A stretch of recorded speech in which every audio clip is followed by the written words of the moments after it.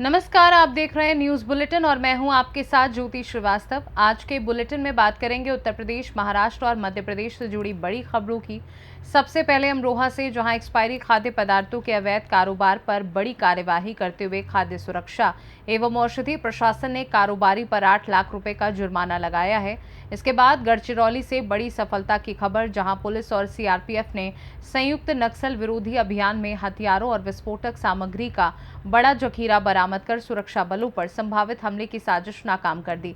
वहीं झाबुआ जिले के पेटलावद में किसानों ने फसल बीमा, खाद की किल्लत और एमएसपी सहित विभिन्न मांगों को लेकर 50 किलोमीटर का पैदल मार्च शुरू किया है। और खरगोन से एक बड़ा मामला, जहां प्राथमिक स्वास्थ्य केंद्र में सरकारी संसाधनों के कथित दुरुपयोग के आरोप सामने आए हैं। देखिए ये सभी बड़ी खबरें विस्तार से सिर्फ न्यूज बुलेटिन में। अमरोहा में एक्सपायरी खाद्य पदार्थों के अवैध कारोबार पर बड़ी कार्यवाही करते हुए एडीएम वित्त एवं राजस्व की कोर्ट के आदेश पर खाद्य सुरक्षा एवं औषधि प्रशासन ने कारोबारी पर 8 लाख रुपए का जुर्माना लगाया है। सहायक खाद्य सुरक्षा आयुक्त विनय अग्रवाल ने बताया कि 23 अप्रैल 2026 को डिडोली थाना क्षेत्र के ग्राम ढकिया चमन स्थित गोदाम पर छापेमारी में बड़ी मात्रा में एक्सपायरी चिप्स, नमकीन, नूडल्स और काजू बर्फी बरामद हुई। जांच में सामने आया कि एक्सपायरी खाद्य सामग्री को नए पैकेटों में भरकर ग्रामीण क्षेत्रों के दुकानदारों को सप्लाई किया जा रहा था। मौके से करीब 28 किलो खाद्य सामग्री, जिसकी कीमत लगभग 7,86,000 रुपए है, जब्त कर गोदाम सील किया गया। कोर्ट ने खाद्य सुरक्षा एवं मानक अधिनियम के तहत कुल 8 लाख रुपए का अर्थदंड लगाया, जबकि अन्य 15 मामलों में अधोमानक खाद्य पदार्थ मिलने पर करीब 5 लाख रुपए का अतिरिक्त जुर्माना भी लगाया गया। जी, ये अप्रैल के लास्ट वीक में 23 अप्रैल 2026 को यहाँ पे डिडोली थाना क्षेत्र का एक गांव है ढकिया चमन, वहां पर एक व्यक्ति जो है गोदाम में काफी मात्रा में नमकीन, चिप्स, नूडल्स, काजू की बर्फी, एक्सपायरी खाद्य पदार्थ जो है रखे हुए था। और वो नमकीन, चिप्स, नूडल्स के पैकेटों को खोल करके जो है गत्ते की पेटियों में पैक कर रहा था और उसे मार्केटों में बेचे जाने की तैयारी थी। इसके अलावा मार्केटों में जो साप्ताहिक बाजार होते हैं, वहां पे जो है इस तरीके के एक्सपायरी खाद्य पदार्थ बिकने की सूचना हमें प्राप्त हो रही थी, तो वहां पे छापा डाला गया और वहां पे जो है काफी मात्रा में हमें ये खाद्य सामग्री बरामद हुई। ये लगभग 28 कुंटल के करीब जो है हमें सभी प्रकार का खाद्य पदार्थ मिला, जो लगभग 8.25 लाख रुपए कीमत का था। और इसको उसी समय सीज किया गया तथा विक्रेता के विरुद्ध जो है माननीय न्यायालय में मुकदमा दायर किया गया। माननीय न्यायालय द्वारा विक्रेता को बिना खाद्य लाइसेंस के खाद्य कारोबार करने पर 6 लाख रुपए का जुर्माना तथा एक्सपायरी खाद्य पदार्थों के बेचने पर 2 लाख रुपए का जुर्माना लगाया गया। इस प्रकार से उस पर कुल 8 लाख रुपए का जुर्माना लगाया गया। सर, दूध और पनीर में किस प्रकार की मिलावट पाई गई है? जी, दूध में मिल्क फैट और एसएनएफ जो है मानक से कम पाया गया है। पनीर में मिल्क फैट की मात्रा 50% न्यूनतम होनी चाहिए, जो कि काफी कम पाई गई है। इसलिए पनीर और दूध के नमूने जो है अधोमानक पाए जाने पर जुर्माना किया गया है। इसके अतिरिक्त भी अन्य खाद्य पदार्थों पर कोई जुर्माना लगाया गया है? जी, ये क्रीम अधोमानक पाए जाने पर 2 लाख रुपए का जुर्माना लगाया गया और अन्य खाद्य पदार्थ जैसे मिश्रित दूध है, सरसों का तेल है, पनीर है, मिठाई है, मैदा है, ड्राई फ्रूट्स है, इनके अधोमानक पाए जाने पर भी जो है एडीएम कोर्ट द्वारा जुर्माना लगाया गया है। कुल मिलाकर के 14 वादों में 5,40,000 रुपए का जुर्माना अध्यारोपित किया गया है। अमरोहा से सीनू संवाददाता गौरव श्रीमाली की रिपोर्ट। औरैया सदर कोतवाली क्षेत्र के जालौन रोड पर अज्ञात कारणों से मोरंग से लदे एक डंपर की केबिन में भीषण आग लग गई, जिससे डंपर आग का गोला बन गया। रात करीब 2:45 बजे सीएफओ तेजवीर सिंह को सूचना मिलते ही फायर ब्रिगेड की टीम मौके पर पहुंची और कड़ी मशक्कत के बाद आग पर काबू पा लिया। समय रहते आग बुझा दिए जाने से बड़ा हादसा टल गया, क्योंकि आग लगे डंपर के पास कई अन्य डंपर भी खड़े थे। औरैया से सीनू संवाददाता राजेश मिश्रा की रिपोर्ट। गढ़चिरौली पुलिस और सीआरपीएफ ने नक्सल विरोधी अभियान के तहत महाराष्ट्र छत्तीसगढ़ सीमा से लगे कुमनार के जंगल में बड़ी कार्यवाही करते हुए नक्सलियों को छिपाया गया हथियार और विस्फोटक सामग्री का जखीरा बरामद किया। गुप्त सूचना के आधार पर 31 जुलाई को शुरू हुए संयुक्त सर्च ऑपरेशन में 1 अगस्त को जमीन के भीतर छिपाए गए कुल 14 हथियार, जिनमें SLR 303 राइफल, 12 बोर और सिंगल शॉट राइफलें, 2 BGL launcher, SLR magazine, 1 IED और बैटरियां शामिल हैं, जब्त की गई हैं। पुलिस के अनुसार ये हथियार सुरक्षा बलों पर हमले की साजिश के लिए छुपाए गए थे, जिसे समय रहते नाकाम कर दिया गया। ये कार्यवाही पुलिस अधीक्षक एम रमेश के निर्देशन में गढ़चिरौली पुलिस बीडीएस और सीआरपीएफ की संयुक्त टीम ने की है। गढ़चिरौली से सीनियर संवाददाता चंद्रशेखर पुलगम की रिपोर्ट। झाबुआ में पेटलावत विधानसभा क्षेत्र के सैकड़ों किसानों ने फसलों से जुड़ी समस्याओं को लेकर पेटलावत से जिला मुख्यालय तक करीब 50 किलोमीटर का पैदल मार्च शुरू किया। किसान फसल बीमा, खाद की किल्लत, एमएसपी पर उचित मूल्य समेत कई मांगों को लेकर कलेक्टर कार्यालय पहुंचकर ज्ञापन सौंपेंगे। किसान नेता जितेंद्र पाटीदार ने बताया कि सभी किसान अपने साथ भोजन लेकर निकले हैं और जब तक उनकी मांगों पर उचित कार्यवाही का आश्वासन नहीं मिलता तब तक वे प्रशासन के समक्ष अपनी बात मजबूती से रखते रहेंगे।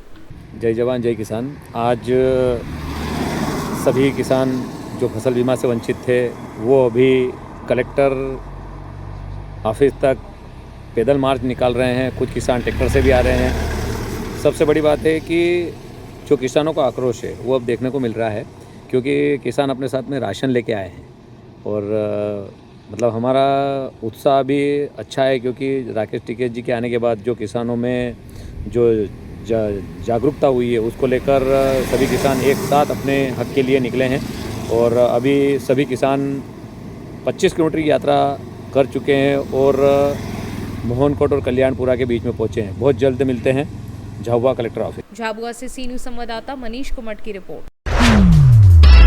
झाबुआ में अपनी विभिन्न मांगों को लेकर पैदल मार्च कर पहुंचे सैकड़ों किसान जिला कलेक्टर कार्यालय के बाहर धरने पर बैठ गए और कलेक्टर से मिलने की मांग पर अड़ गए। किसानों ने फसलों से जुड़ी समस्याओं को लेकर सरकार पर वादा खिलाफी का आरोप लगाते हुए कहा कि उनकी मांगों की लगातार अनदेखी की जा रही है। प्रदर्शनकारी किसानों का कहना है कि वे जिला कलेक्टर से मुलाकात कर अपनी समस्याओं से अवगत कराना चाहते हैं और मांगों के समाधान तक आंदोलन जारी रखेंगे।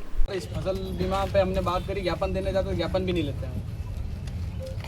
मतलब पूरा तानाशाही अगर कह सकते हो ना पूर्ण रूप से, तो वो पेटला देती है। और मेरे को ये समझ में नहीं आ रहा है कि आज तक मतलब जिले के अधिकारी भी बैठे हैं, कोई अधिकारी अगर काम नहीं करता तो उसको चेंज करे, नहीं चेंज करे तो उनका रवैया चेंज करे ना। भाई ऐसी परिस्थिति निर्मित हुई क्यों? क्या बनी जाके एसडीएम बात नहीं कर सकते थे? क्या किसान नहीं थे वहाँ पे? क्या रूपगढ़ जाके बात नहीं कर सकते थे? क्या टिमले जाके बात नहीं कर सकते? मतलब किसानों से संवाद तो कर सकते ना, और संवाद से सारे हल निकलते हैं। आज तक आपसे कभी नहीं मिला एसडीएम? नहीं। आज के पेटलावत तहसील में इतिहास है। आपने देखा होगा हर्षल पंचोली सर आवेदन देने गए तो अनूपपुर कलेक्टर हैं। सबसे पहले वो ऐसे एसडीएम थे जिन्होंने किसानों की बात को समझा था। उनके राज्य में एक 28 लाख का जो किसान के साथ में धोखाधड़ी हुई थी। पहले से एसडीएम थे जिन्होंने थाने पर जाकर रिपोर्ट खुद हाथ से लिखी। उसके बाद गेमा सर आए, उसके बाद में अनिल राठौर सर गए। उनके कार्यकाल में कभी किसान कलेक्टर कार्यालय तक नहीं पहुंचा था, क्योंकि उन्होंने जो जितने भी किसान समस्या थी वो तहसील लेवल पर खत्म कर दी थी। लेकिन जब से ये पेटलाद एसडीएम आए हैं उनके राज में अभी तक कोई भी ऐसा काम नहीं हुआ कि जो किसान की समस्या हो वो उनके दरवाजे तक सीमित रही हो। उन्होंने हमेशा ऐसा रखा है, जब भी किसान अगर बात करता है, संबंधित अधिकारी होते हैं उनको हम सूचना देते हैं कल एसडीएम कार्यालय जाएंगे किसान अपनी समस्याएं लेकर, तो एसडीएम वहाँ ऑफिस में मिलती नहीं है। कितने ही बार के वीडियो हमारे पास में उपलब्ध है। जब भी जाते हैं, अभी भी एक ये बड़ा कार्यक्रम था उसके लिए भी सूचना दी थी कि हम एसडीएम कार्यालय सूचना देने जा रहे हैं, तो भी मैडम गायब थी। और मेरा ये कहना है कि जैसे यहाँ अपर कलेक्टर जो है सोलंकी साहब, वो भी रहे पेटलावत, और किसानों का प्याज तुला, उसमें थोड़ी ऊंच नीच हुई तो उन्होंने किसानों की ओर झुक के मदद करी। मतलब मेरा यह कहना है कि अधिकारी ऐसे भी होते हैं, जिले में भी अधिकारी होते हैं, वो भी बढ़िया है, सारे बढ़िया है, तो क्यों चैन क्यों तोड़ रहे हो किसी विषय पे? मतलब अनावरी रिपोर्ट नहीं जा रही किसानों के पास आज तक। कुछ तो मतलब किसानों के लिए अपन कर पाएंगे नहीं, सिर्फ अपन राजा है और प्रजा भले धूल चाटे, अपना क्या काम है? ऐसी स्थिति बन सकती क्या ऐसी किसी क्षेत्र में? क्या मतलब कितनी पीड़ा उस क्षेत्र की आप हर व्यक्ति से पूछ लो और हर जनप्रतिनिधि से भी पूछ सकते हो। तो अगर मान लो एसडीएम हमारे साथ बैठते हैं तो हम अनावरी रिपोर्ट देखते हैं, सारी चीज़ें देखते हैं, बीमे वालों को बुलाते हैं, परिस्थितियाँ कुछ और होती है उनको ठीक करते हैं, तो ये कोई तरीके थोड़ी ना है। तो आपका सबसे ज्यादा आक्रोश एसडीएम को लेकर ही? नहीं, एसडीएम को लेकर नहीं, हमारा तो फसल बीमा भाई वहाँ काम नहीं हो रहा है। इसका आक्रोश इसलिए है कि आप बोल रहे हैं आक्रोश, तो वो इसलिए क्योंकि जो वहाँ के जो अगर अध्यक्ष गिने अगर इसी चीज को लेके, तो एसडीएम बनते हैं, तो एसडीएम संवाद करेंगे, एसडीएम फसल बीमा कंपनी जो उनको बुलाएंगे संबंधित को, तो काम हो जाता ना, यहाँ तक आने की जरूरत नहीं थी। आज कोई इतने किसान फ्री नहीं है। आज बहुत सारे ऐसे हैं जिनके मोबाइल में मैसेज पड़े हैं कि आपके बच्चों की फीस भरो, 2-2 साल हो गए फीस नहीं भरा रही। कम से कम अगर किसान के पास अनाज नहीं आ रहा है, उत्पादन नहीं हो रहा है, आमदनी नहीं हो रही है, तो ऐसी स्थिति निर्मित हुई है। कौन ऐसा फ्री है जो इतना काम छोड़ के आया है? ये एक आक्रोश है, इसी के खिलाफ आए हैं सभी। अच्छा, सोसाइटी से सरकारी बीज मिलता कि मिलता सोयाबीन वगैरह का? नहीं, वहाँ जो मिलता है वो काम का नहीं है। या तो वो उगता नहीं है, या फिर ऐसा आता है कि जिसमें वो धनेरे नहीं, किसी को नहीं मिलता है। वो तो एक साठगांठ के तरह, तो जिसको देना है उसको देते हैं, बस नाम चीन। उनके पास एक लिस्ट होती है, वो उनको देना है तीसरी करने के लिए, वो एक लिस्ट रहती है उनके पास, वो उनको खाद भी कहाँ मिल रहा है। झाबुआ से सीनू संवाददाता मनीष कुमट की रिपोर्ट। खरगोन में मुसेखा मार्ग पर करंट की चपेट में आने से गाय की मौत के बाद गौरक्षकों का आक्रोश फूट पड़ा। मृत गाय का शव पोस्ट ऑफिस चौराहे पर रखकर प्रदर्शन करते हुए उन्होंने बिजली विभाग पर लापरवाही का आरोप लगाया और MPEB के खिलाफ जमकर नारेबाजी की। प्रदर्शन के दौरान पुलिस ने बैरिकेडिंग कर यातायात डाइवर्ट किया। गौरक्षकों का कहना है कि शहर में कई जगह खुले और जर्जर बिजली के तार हादसों का कारण बन रहे हैं। उन्होंने जिम्मेदार अधिकारियों पर कार्यवाही, बिजली व्यवस्था दुरुस्त करने और पीड़ित पशुपालक को मुआवजा देने की मांग की। मौके पर पुलिस और प्रशासनिक अधिकारियों ने पहुंच जांच और नियम अनुसार कार्यवाही का आश्वासन दिया है। गौ माता की मौत हो गई, इसके पहले भी हुई थी, और उनका कहना है कि दोषियों पर कार्रवाई की जाए। चक्का जाम के हालत कर दिया उन्होंने। हाँ, अभी जानकारी प्राप्त हुई। जानकारी प्राप्त होने के पश्चात सभी लोगों को यही बताया हुआ है कि तो जो पुरानी घटना का भी बताया हुआ है, तो उसकी जो ऑथोराइज्ड PM रिपोर्ट है वो भी आ जाए, और उसके साथ साथ 2 से 3 दिन में इसकी रिपोर्ट का भी जो है स्वतंत्र निष्पक्ष जो है जांच करवा के जो भी तथ्य सामने आएंगे, तथ्य के आधार पर जांच करेंगे। क्या नाम लिखते हैं आपको? मैं सौरभ साहू, कार्यपालन यंत्री खरगोन। दूसरी घटना है 1-1 लाख रुपए की तनख्वाह लेने वाले अधिकारियों का ये मेंटेनेंस और ये विद्युत मंडल की लापरवाही का जो नतीजा है, जो 8 दिन में एक गाय माता और नंदी महाराज ने झेल लिया है, और अभी भी MP भी आज दिनांक तक सूद लेने को नहीं है। आखिर ये गाय माता और नंदी बाबा कब तक वो ये झेलते रहेंगे? इसका जिम्मेदार आखिर है कौन? अभी MP भी अधिकारी भी आए थे, आपने बात भी करी उनसे। जब तक FIR नहीं होगी तब तक यहीं बैठे रहेंगे। इसका जवाबदार कौन है? और जिम्मेदार आदमी पे अगर FIR नहीं होती है तो ये लगातार धरना प्रदर्शन जारी रहेगा। क्या नाम है आपका? हरिओम यादव। घटना MPB के तार टूटने से हुई है। एक तार को 6 जगह से ज्वाइन कर रखा है। MPB के अधिकारियों को 1-1 लाख की तनख्वाह देने के लिए पैसा है, बाकी तार का मेंटेनेंस को जोड़ रहा है, रिपेयर किया जा रहा है। दोनों घटना अलग अलग जगह हुई है। एक घटना मांगरूल रोड पे हुई थी। आज तक जिम्मेदार अधिकारी पे ना कार्रवाई हुई है और ना ये मामले में कोई कार्रवाई का आश्वासन है। आश्वासन नहीं चलेगा, इस बार कार्रवाई चाहिए। कार्रवाई होगी तो ही हटेंगे, नहीं तो यहीं बैठेंगे। आज की घटना कहाँ हुई? हाँ, आज की घटना कहाँ पर हुई? आज की घटना मुसेका मार्ग, ईदगाह मार्ग। खरगोन से सीनू संवाददाता नीलेश महाजन की रिपोर्ट। खरगोन जिले के पाडलिया खुर्द स्थित शासकीय प्राथमिक स्वास्थ्य केंद्र में सरकारी संसाधनों के कथित दुरुपयोग का मामला सामने आया है। आरोप है कि एक नर्सिंग स्टाफ बिना किसी लिखित अनुमति के पिछले करीब 1 वर्ष से डॉक्टर के शासकीय क्वार्टर में रह रही है, जबकि क्वार्टर में अलग बिजली मीटर नहीं होने से अस्पताल के बिजली कनेक्शन का उपयोग किया जा रहा है। अस्पताल परिसर में निजी लैब के प्रचार संबंधी पोस्टर मिलने से भी सवाल खड़े हुए हैं। ब्लॉक मेडिकल ऑफिसर ने स्पष्ट किया कि अस्पताल की बिजली का उपयोग केवल अधिकृत कार्यों के लिए किया जा सकता है और संबंधित कर्मचारी को क्वार्टर में रहने की कोई अनुमति नहीं दी गई है। मामले की जांच के आदेश दे दिए गए हैं, जिसके बाद आगे की कार्यवाही तय होगी। आप डॉक्टर के क्वार्टर में रह रहे हैं, कब से रह रहे हैं? साल भर से रह रही हूँ। अच्छा, इसके पास आपका इसका अथॉरिटी लेटर है कि आप यहाँ रह सकते हैं या नहीं रह सकते? नहीं, अथॉरिटी लेटर नहीं है, लेकिन मौखिक आदेश, डॉक्टर के मौखिक आदेश पे रह रही हूँ, क्योंकि कोई डॉक्टर नहीं रह रहे थे, इस वजह से।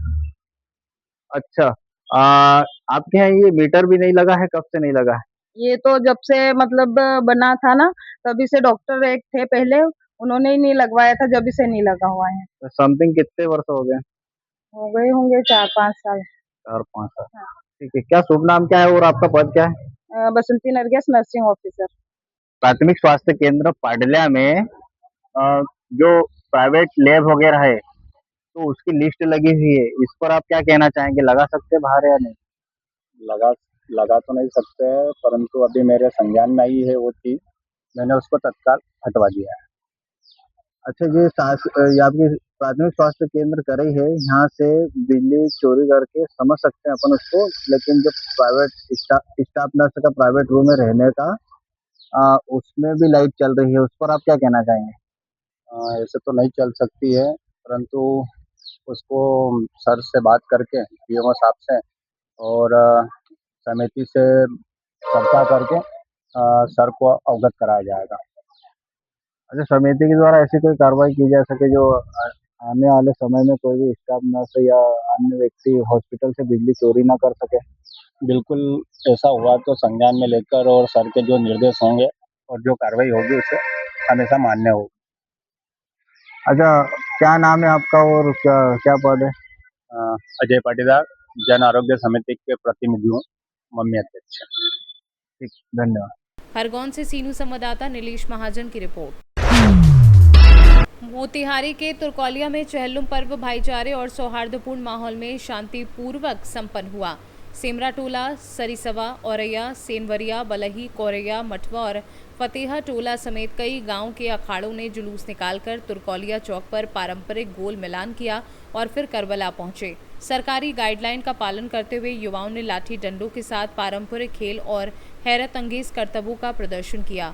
पर्व के दौरान पुलिस प्रशासन पूरी तरह मुस्तैद रहा और स्थानीय जनप्रतिनिधियों व सामाजिक कार्यकर्ताओं के सहयोग से पूरा आयोजन शांतिपूर्ण ढंग से संपन्न हुआ। मेला के बारे में मेला आज बहुत शांतिपूर्ण ढंग से अच्छा से निभा गया। हम सभी लोग, पूरा समाज के लोग आज मिल के अच्छा से खेला, लोग बच्चा लोग सभी लोग खेलते हुए करबला पड़ गया। आज बहुत बधाई के दिन है।